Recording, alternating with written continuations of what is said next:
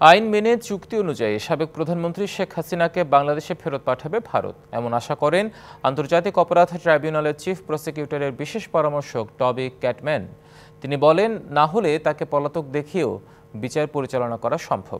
বিচারের সর্বোচ্চ মানদণ্ড মেনে আন্তর্জাতিক অপরাধ ট্রাইব্যুনালে জুলাই-আগস্ট গণহত্যার বিচার কাজ পরিচালনা করার কথা জানান তিনি।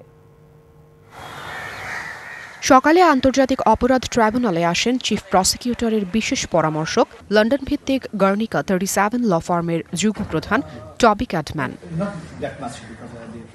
বৈঠক করেন ট্রাইব্যুনালের চিফ প্রসিকিউটর ও তদন্ত সংস্থার কর্মকর্তাদের সঙ্গে। পরে গণমাধ্যমের মুখোমুখি হন চিফ প্রসিকিউটর মোহাম্মদ তাজুল ইসলাম ও টবি ক্যাটম্যান।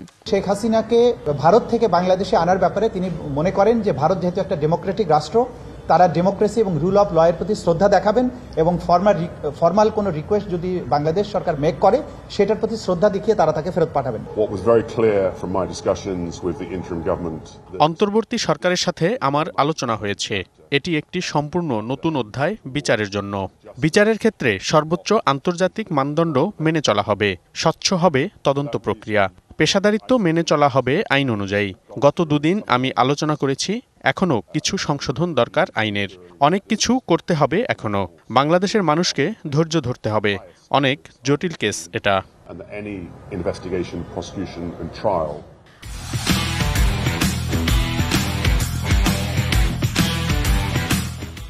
আন্তর্জাতিক অপরাধ ট্রাইব্যুনালের বিচার প্রক্রিয়া ও মান নিয়েও কথা বলেন তিনি। এটাও বলেছেন যে শেখ হাসিনার বিচারের ব্যাপারে বাংলাদেশের যে আইন আছে আন্তর্জাতিক অপরাধ ট্রাইব্যুনালের আইন অনুযায়ী, যে তাকে তার বিরুদ্ধে ফর্মাল চার্জ হওয়ার পরে তাকে যদি গভর্নমেন্ট অফ ইন্ডিয়ার কাছে রিকোয়েস্ট করার পরে যদি ফেরত না দেওয়া হয়, বাংলাদেশ সরকার তাকে ইন অ্যাবসেন্সিয়া ট্রায়ালের ব্যাপারে বিবেচনা করবেন এবং যদি প্রয়োজন হয় সেই ব্যাপারে আইসিসির পরবর্তী সময়ে যদি ভারত না দিতে চায় আইসিসির কোনো সহযোগিতা নেওয়া যায় কিনা সেটা পরবর্তী সময় বাংলাদেশ গভর্নমেন্ট ঠিক করবেন। বাংলাদেশের জুলাই-আগস্ট গণহত্যার মামলাকে বিচারের জন্য সম্পূর্ণ নতুন অধ্যায় বলে উল্লেখ করেছেন ভিনদেশি এই আইনজ্ঞ টবি Catman. And obviously, if extradition is refused, we will have to then look upon whether she is tried in her absence. Afrin Anwar, DBC news, Dhaka.